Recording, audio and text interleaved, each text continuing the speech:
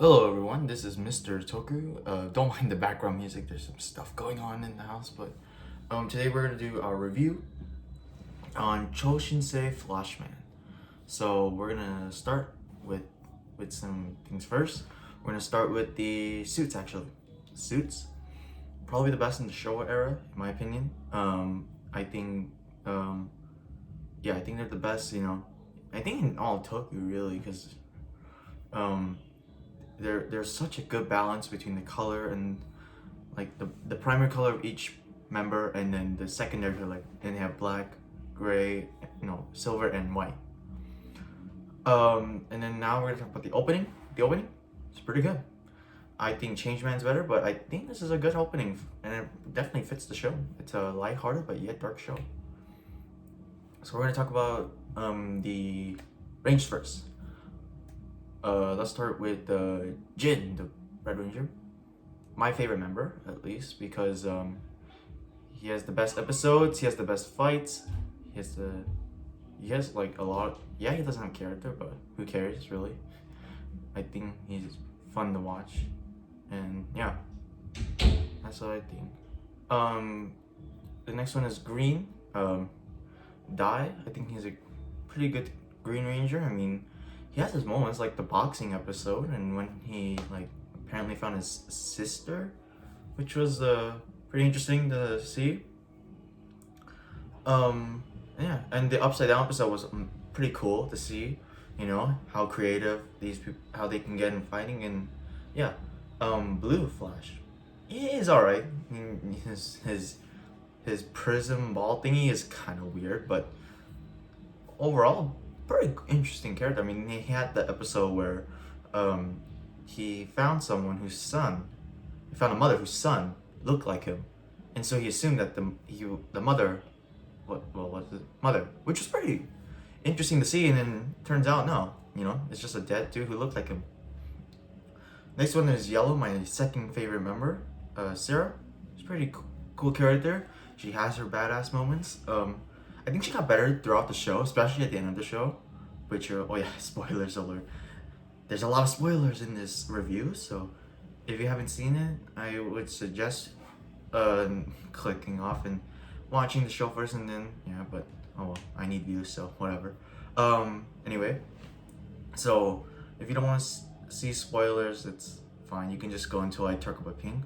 So Yellow Flash, in the end, was extremely interesting because she had her thing with the family, the scientist family, and the fact that she was the daughter, because they thought her son was disappeared in the beginning. They thought it was a boy, so all the male members assumed it was them, but no, in the end it was her, which was really really cool. And then the ending was great. Pink Flash, she didn't have a lot to work with. She was fine. She had that episode with the monster, which was a bit weird, but I think that's it. Overall, my least favorite member. Let's talk about Mag, actually, the sidekick.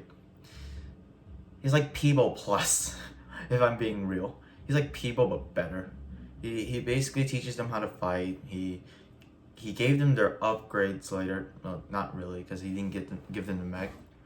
And yeah, that's, I think, all for Mag. He didn't really, I don't know. Yeah, he didn't really have a lot besides the beginning where he was like an intruder security robot thing. They had to kick him a bit, and then he gave him tips and whatever for fighting, which was cool.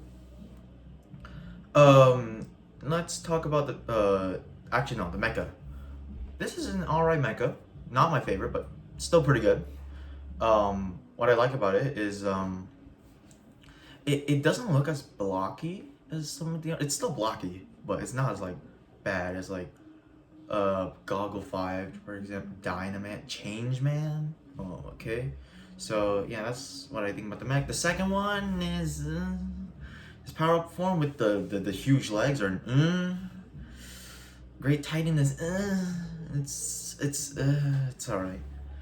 Alright, let's talk about the villains, because I think they with the heroes and the villains, they make the show. Sorry about that.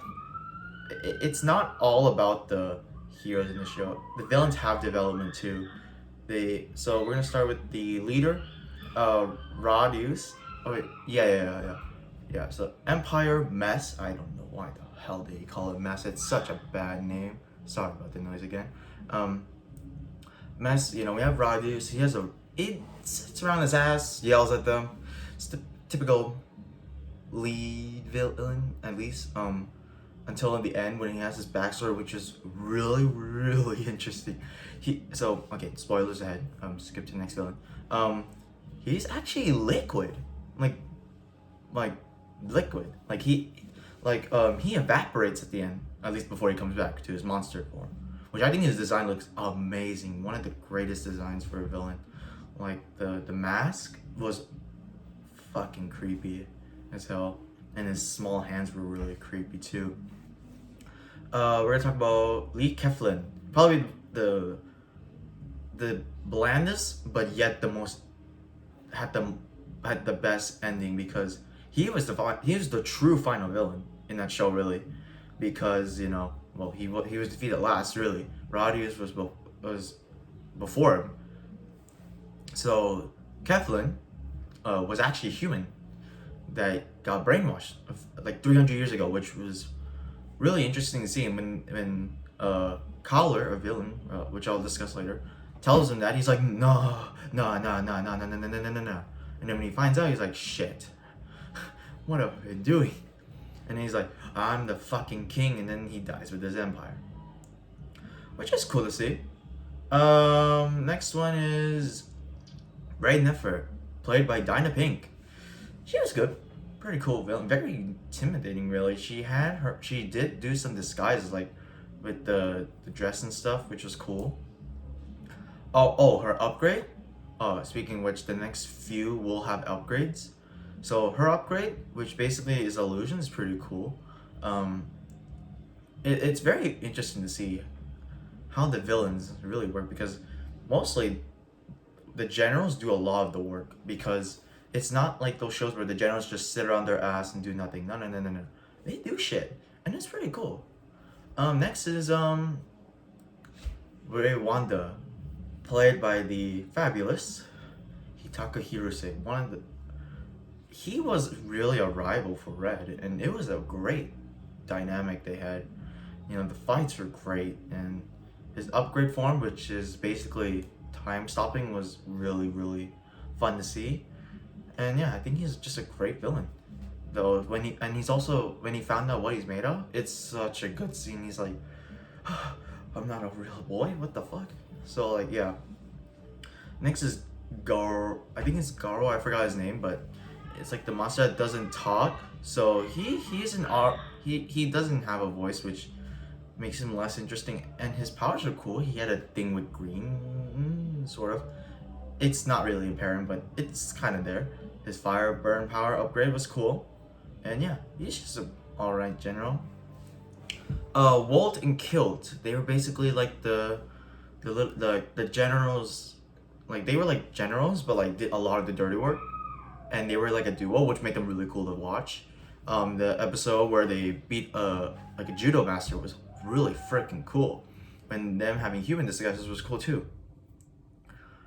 Alright, so now we have finished that. We're gonna talk about the story of the show. This show starts out okay, gets slowly weirdly bad because there's a lot of filler, and then when the plot goes, it fucking goes, because when Flash King is defeated, they don't have a second mech. They don't have anything to rely on. I'm just gonna talk about that episode because it was a really good episode. It's the fish pill one. So Flash King is destroyed. They have nothing. I'm sorry for the fucking noise. I'm really sorry. And yeah, it's really cool. And then the ending was great. She was the sister all along, and it was a pretty good ending. I kind of like the ending because it's very bittersweet. And now we're gonna talk about my favorite episode, my least favorite episode. So my favorite episode was it's very late though. Oh wait, no, I forgot to talk about something. The alien hunters in Color. Why did I forget about that? They're so good.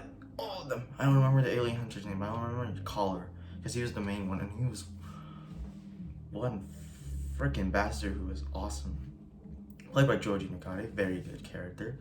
I think his best role is BS Sama, but I like Collar too, because that final fight with Red Flash. Oh my god, that was such a good fight. Like in the sunset. Oh, it was fucking amazing. But the alien hunters had it. They connected with the heroes, which made them want to kill them more, which was really cool.